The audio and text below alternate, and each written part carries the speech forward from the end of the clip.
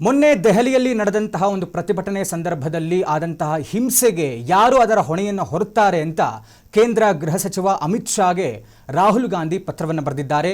ಪ್ರತಿಭಟನಾಕಾರರ ಮೇಲಿನ ದಾಳಿಯನ್ನು ಖಂಡಿಸಿ ಅಮಿತ್ ಶಾ ಅವರಿಗೆ ರಾಹುಲ್ ಗಾಂಧಿ ಪತ್ರವನ್ನು ಬರೆದಿದ್ದಾರೆ.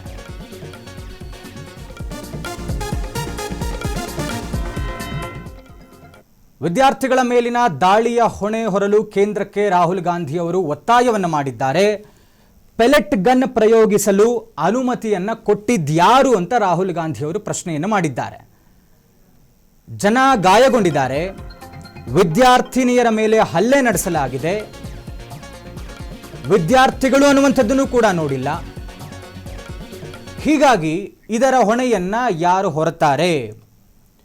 ಸಂಸತ್ ಚಲೋ ಸಂದರ್ಭದಲ್ಲಿ ಒಳಗಡೆ ಒಂದು ಗಲಭೆ ನಡೀತಾ ಇತ್ತು, ಹೊರಗಡೆ ಇವರು ಮುತ್ತಿಗೆ ಹಾಕೋದಕ್ಕೆ ಬಂದರು. ಆ ಸಂದರ್ಭದಲ್ಲಿ ಪೊಲೀಸರು ಇವರನ್ನ ತಡೆಗಟ್ಟುವಂತಹ ಕೆಲಸವನ್ನು ಮಾಡಿದ್ರು. ಆಗ ಅದು ಪರಿಸ್ಥಿತಿ ಕೈ ಮೀರಿ ಪೊಲೀಸರ ಮೇಲೆಯೇ ಎರಗು ಬಂದರು ವಿದ್ಯಾರ್ಥಿಗಳು.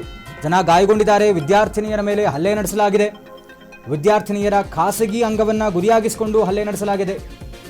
ಆ ಒಂದು ಪ್ರತಿಭಟನೆ ಸಂದರ್ಭದಲ್ಲಿ ಸಿವಿಲ್ ಡ್ರೆಸ್ನಲ್ಲಿ ವಿದ್ಯಾರ್ಥಿಗಳ ಮೇಲೆ ಹಲ್ಲೆ ನಡೆಸಿದ್ರು ಯಾರು ಅಂತ ಪ್ರಶ್ನೆ ಕೇಳಿದ್ದಾರೆ ರಾಹುಲ್ ಗಾಂಧಿ ಅವರು. ಅವರು ಪೊಲೀಸ್ ಸಿಬ್ಬಂದಿಗಳೇ ಅಥವಾ ಸ್ವಯಂ ಸೇವಕರೇ ಅನ್ನುವಂಥ ಪ್ರಶ್ನೆಯನ್ನು ಕೇಳಿದ್ದಾರೆ.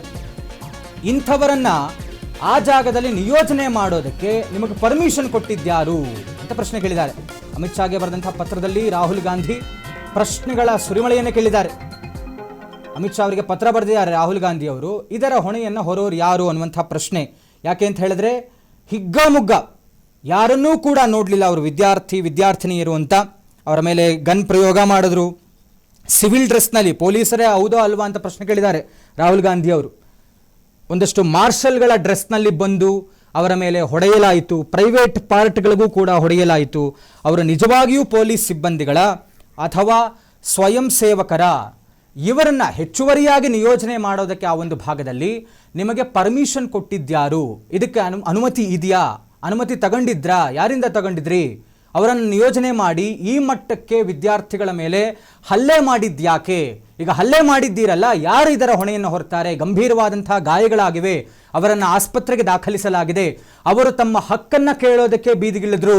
ನಮಗಾಗಿರುವಂಥ ಅನ್ಯಾಯಕ್ಕೆ ನ್ಯಾಯವನ್ನು ಕೊಡಿಸಿ, ಇದರ ವಿಚಾರವಾಗಿ ರಿಯಾಕ್ಟ್ ಮಾಡಿ ಅವರ ರಾಜೀನಾಮೆಯನ್ನು ಕೊಡಿಸಿ, ಈ ವಿಚಾರವನ್ನೇ ಇಟ್ಕೊಂಡು ಅವರು ಬೀದಿಗಿಳಿದ್ರು. ಹೀಗಾಗಿ ಇಂಥ ಸಂದರ್ಭದಲ್ಲಿ ಪರಿಸ್ಥಿತಿ ಕೈಮೀರಿದಾಗ ನೀವು ವಿದ್ಯಾರ್ಥಿಗಳು ಅನ್ನುವಂಥದ್ದನ್ನು ಕೂಡ ನೋಡದೆ ಹೀಗೆ ಹೆಚ್ಚುವರಿಯಾಗಿ ಇನ್ಯಾರನ್ನೋ ನಿಯೋಜನೆ ಮಾಡಿಕೊಂಡು ಈ ರೀತಿಯಾಗಿ ಅವರ ಮೇಲೆ ಹಲ್ಲೆ ಮಾಡಿದ್ರೆ ಅವರ ಜೀವಗಳಿಗೆ ಹೊಣೆ ಯಾರು? ಹೆಚ್ಚು ಕಮ್ಮಿ ಆಗಿದ್ದಿದ್ರೆ ಅವರಿಗೆ who is answerable to them? ಅವರಿಗೆ ಯಾರು ಉತ್ತರ ಕೊಡ್ತಾರೆ? ಅವರ ಫ್ಯಾಮಿಲಿಯವರಿಗೆ ಯಾರು ಉತ್ತರ ಕೊಡ್ತಾರೆ? ಅವರ ಕುಟುಂಬದವರಿಗೆ ಯಾರ ಗತಿ ಮುಂದೆ ಏನಾದರೂ ಹೆಚ್ಚು ಕಮ್ಮಿ ಆದರೆ? ಹೀಗಾಗಿ ಈ ಕನ್ಸರ್ನ್ನಲ್ಲಿ ರಾಹುಲ್ ಗಾಂಧಿ ಅವರು ಒಂದು ಪತ್ರವನ್ನು ವಿಸ್ತೃತವಾಗಿ ದೊಡ್ಡ ಪತ್ರವನ್ನು ಅಮಿತ್ ಶಾ ಅವರಿಗೆ ಬರೆದಿದ್ದಾರೆ. ತಾವು ನೋಡ್ತಾ ಇದ್ದೀರಾ ಸ್ಕ್ರೀನ್ ಮೇಲೆ. ಒಂದಷ್ಟು ಪ್ರಶ್ನೆಗಳ ಸುರಿಮಳೆಯನ್ನೇ ಅಮಿತ್ ಶಾ ಅವರಿಗೆ ರಾಹುಲ್ ಗಾಂಧಿ ಅವರು ಕೇಳಿದ್ದಾರೆ. ಇವರಿಗೆ ಹೊಣೆ ಯಾರು? ಹಾಗಾದರೆ ಅವರ ಗಾಯಾಳುಗಳ ವೆಚ್ಚವನ್ನು ಭರಿಸುವವರು ಯಾರು? ಅವರೆಲ್ಲರನ್ನೂ ಕೂಡ ಆಸ್ಪತ್ರೆಗೆ ದಾಖಲಿಸಲಾಗಿದೆ. ಹೂ ಇಸ್ ಆನ್ಸರಬಲ್? ಹಾಗಾದರೆ ಸರ್ಕಾರ ಈ ವಿಚಾರವಾಗಿ ಉತ್ತರವನ್ನು ಕೊಡಬೇಕು. ಪ್ರಮುಖವಾಗಿ ಗೃಹ ಇಲಾಖೆ ಯಾರೆಲ್ಲ ಅಲ್ಲಿ ನಿಯೋಜನೆಗೊಂಡಿದ್ರು, ಎಷ್ಟು ಜನ ನಿಯೋಜನೆಗೊಂಡಿದ್ರು, ತಯಾರಿ ಆಗಿತ್ತಾ? ಹಾಗಿದ್ರೆ ಮುಂಚೆ ನಿಮಗೆ ಗೊತ್ತಿತ್ತಾ? ಇನ್ಫಾರ್ಮೇಶನ್ ಸಿಗ್ತಾ ಈ ಥರ ಆಗತ್ತೆ ಅಂತ? ಹಾಗಾದರೆ ಎಲ್ಲವನ್ನೂ ಕೂಡ ಸಿದ್ಧಪಡಿಸ್ಕೊಂಡಿದ್ರಲ್ವಾ? ಇದಕ್ಕೆ ಉತ್ತರ ಕೊಡಿ. ಯಾಕಾಗಿ ಇಷ್ಟು ದೊಡ್ಡ ಹಿಂಸಾತ್ಮಕ ರೂಪವನ್ನು ಪಡೆದುಕೊಳ್ತಾ ಒಂದು ಹೋರಾಟ? ಯಾರು ಹೊಣೆ? ಯಾಕಾಗಿ ಅಷ್ಟು ದೊಡ್ಡ ಮಟ್ಟಕ್ಕೆ ವಿದ್ಯಾರ್ಥಿಗಳ ಮೇಲೆ ಹಲ್ಲೆ ಮಾಡಿದ್ರಿ? ಪೆಪ್ಪರ್ ಸ್ಪ್ರೇ ಪ್ರಯೋಗ ಆಯಿತು, ಅಶ್ರುವಾಯು ಪ್ರಯೋಗ ಆಯಿತು, ಲಾಠಿ ಚಾರ್ಜ್ ಆಯಿತು, ಬ್ಯಾರಿಕೇಡ್ಗಳನ್ನು ಹೊಡೆದು ಮುಂದೆ ಅವರು ನಿಮ್ಮ ಮೇಲೆ ಎರಗು ಬಂದಾಗ ಇಷ್ಟೆಲ್ಲ ದೊಡ್ಡ ಮಟ್ಟದಲ್ಲಿ ಯಾಕೆ ಹಿಂಸೆ ಮಾಡಿದ್ರಿ ನೀವು? ಈ ರೀತಿಯಾದಂಥ ಪ್ರಶ್ನೆಗಳನ್ನು ರಾಹುಲ್ ಗಾಂಧಿ ಅವರು ಅಮಿತ್ ಶಾ ಅವರಿಗೆ ಕೇಳಿದ್ದಾರೆ. ಗೃಹ ಇಲಾಖೆಯಿಂದ ಉತ್ತರವನ್ನು ಬೇಕು ಅಂತ ಕೇಳಿದ್ದಾರೆ ಅಮಿತ್ ಶಾ ಅವರು. ಗೊತ್ತಿಲ್ಲ ಅಮಿತ್ ಶಾ ಅವರು ಇದಕ್ಕೆ ರಿಯಾಕ್ಟ್ ಮಾಡ್ತಾರೋ ಇಲ್ವೋ ಅಂತ. ಒಟ್ಟಾರೆ ಕೇಂದ್ರ ಸರ್ಕಾರ ಇದನ್ನು ಯಾವ ರೀತಿಯಾಗಿ ಸಮರ್ಥಿಸಿಕೊಳ್ಳುತ್ತೆ? ಏಕೆಂತಂದರೆ ದೊಡ್ಡ ವಿಚಾರ. ಅಧಿವೇಶನವೂ ಕೂಡ ಆರಂಭವಾಗಿರುವಂಥದ್ದು, ವಿಪಕ್ಷಗಳ ಕೈಯಲ್ಲಿ ಪ್ರಬಲವಾದಂಥ ಅಸ್ತ್ರ ಸಿಕ್ಕಿರುವಂಥದ್ದು ಆಡಳಿತ ಪಕ್ಷವನ್ನು ಕಟ್ಟಹಾಕೋದಕ್ಕೆ. ಇದು ಯಾವಾಗ ಗಲಾಟೆಯ ಸ್ವರೂಪವನ್ನು ಪಡೆದುಕೊಂಡು ಹಿಂಸೆಯ ರೂಪವನ್ನು ಪಡೆದುಕೊಂಡ್ಬಿಡ್ತು, ಇನ್ನೂ ಕೂಡ ಅವರ ಕೈಗೆ ಪ್ರಬಲವಾದಂಥ ಅಸ್ತ್ರ ಸಿಕ್ಕಾಗಾಯಿತು. ಹೀಗಾಗಿ ಇದಕ್ಕೆ ಮೋದಿಯವರು ಏನು ರಿಯಾಕ್ಟ್ ಮಾಡ್ತಾರೆ ಅಂತ ಕೇಳ್ತಾ ಇದ್ದಿದ್ದಕ್ಕೆ ಪ್ರಧಾನಿ ಮೋದಿಯವರು ಜಿನ್ಜಿಯನ್ನು ಉದ್ದೇಶಿಸಿ ಮಾತನಾಡ್ತೇನೆ ಅಂತ ಮಧ್ಯರಾತ್ರಿ 12 ಗಂಟೆಯಲ್ಲಿ ಇನ್ಸ್ಟಾಗ್ರಾಮ್ ರೀಲ್ ಮುಖಾಂತರ ಉತ್ತರವನ್ನು ಕೊಟ್ಟರು. ಅದಾದ ನಂತರ ಬಿಜೆಪಿಯ ಕೆಲವು ನಾಯಕರುಗಳು ಹೋಗಿ ಸೋನಂ ವಾಂಗ್ಚುಕ್ ಅವರನ್ನು ರಿಕ್ವೆಸ್ಟ್ ಮಾಡಿ ಅವರ ಉಪವಾಸ ಸತ್ಯಾಗ್ರಹವನ್ನು ಹಿಂಪಡೆಯಬೇಕು ಅನ್ನುವಂಥ ರೀತಿಯಲ್ಲಿ ಅದನ್ನು ಹಿಂಪಡಿಸಿದ್ರು. ಅದಾದ ನಂತರ ನಿನ್ನೆ ಧರ್ಮೇಂದ್ರ ಪ್ರಧಾನ್ ರಾಜೀನಾಮೆಯನ್ನು ಕೊಟ್ಟರು. ಇದೆಲ್ಲವೂ ಆಗ್ತಾ ಇದ್ರೆ ಹೋರಾಟ, ಪ್ರತಿಭಟನೆ, ಈ ಹಿಂಸೆ, ಲಾಠಿ ಚಾರ್ಜ್ ಇದೆಲ್ಲ ಏನಾಯ್ತಲ್ಲ, ಇದಕ್ಕೆ ಯಾರು ಹೊಣೆ? ಇದಕ್ಕೆ ಸರ್ಕಾರ ಯಾವ ರೀತಿಯಾಗಿ ಉತ್ತರವನ್ನು ಕೊಡುತ್ತೆ? ಅವರಿಗೆ ಪರಿಹಾರವನ್ನು ಕೊಡ್ತೀರಾ?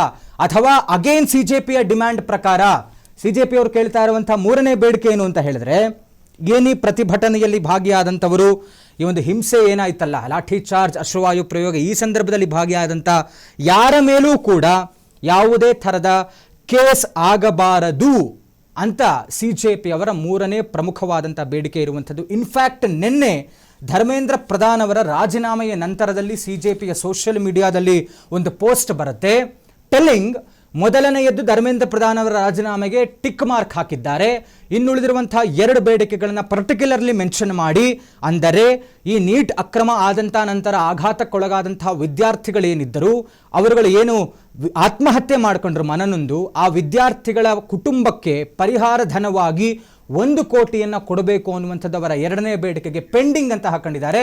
3ನೇ ಬೇಡಿಕೆ ಇರುವಂಥದ್ದು ಹಿಂಸೆ ಏನಾಯ್ತಲ್ಲ, ಈ ಒಂದು ಲಾಠಿ ಚಾರ್ಜ್, ಅಶ್ರುವಾಯು ಪ್ರಯೋಗದ ಸಂದರ್ಭದಲ್ಲಿ ಆಗ ಭಾಗಿಯಾದವರ ಯಾರ ಮೇಲೂ ಕೇಸ್ ಮಾಡಬಾರದು, ಅದು ಕೂಡ ಪೆಂಡಿಂಗ್ ಅಂತ ಸಿಜೆಪಿ ತನ್ನ ಸೋಷಿಯಲ್ ಮೀಡಿಯಾದಲ್ಲಿ ಪೋಸ್ಟ್ ಹಾಕೊಂಡಿದೆ. ರಾಹುಲ್ ಗಾಂಧಿ ಅವರು ಅದೇ ಥರದ ಪ್ರಶ್ನೆಗಳನ್ನು ಪತ್ರದ ಮುಖಾಂತರ ಅಮಿತ್ ಶಾ ಅವರಿಗೆ ಕೇಳಿದ್ದಾರೆ.